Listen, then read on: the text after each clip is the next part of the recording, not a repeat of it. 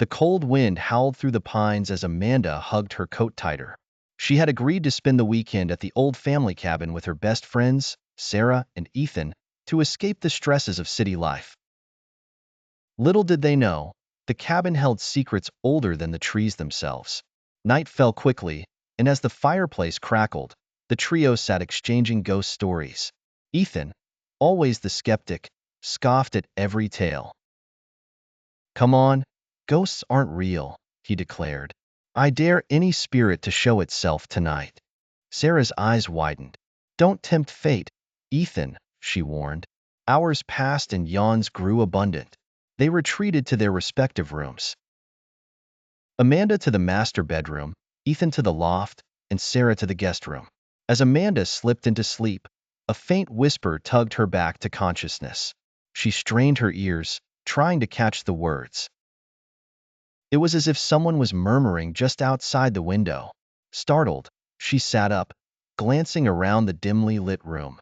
Shadows played tricks on her mind, dancing grotesquely across the walls. She dismissed it as the wind and turned over to sleep. Moments later, the sound grew louder, more insistent. This was not the wind. Pulse racing, Amanda crept to the window. She drew back the curtains slowly, peering into the inky darkness. Nothing. Suddenly, a loud thud echoed from the loft, followed by Ethan's scream. Amanda rushed out of her room, colliding with Sarah in the hallway.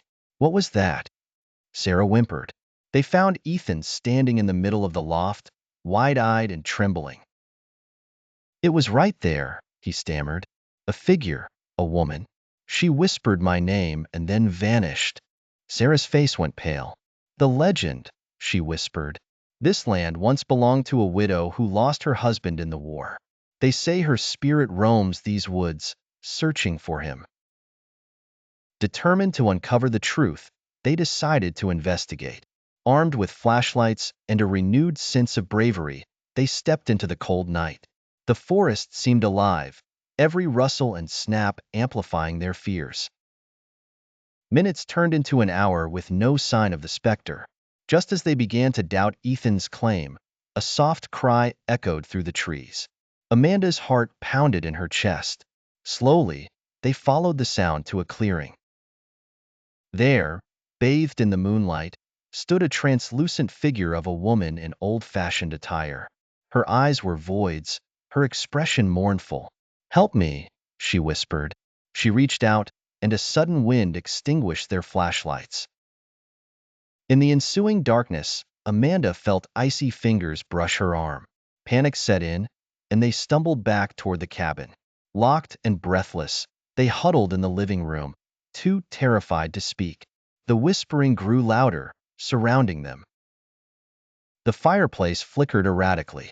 Amanda knew they had to leave, but something held them in place. A sinister force whispering, urging them to stay.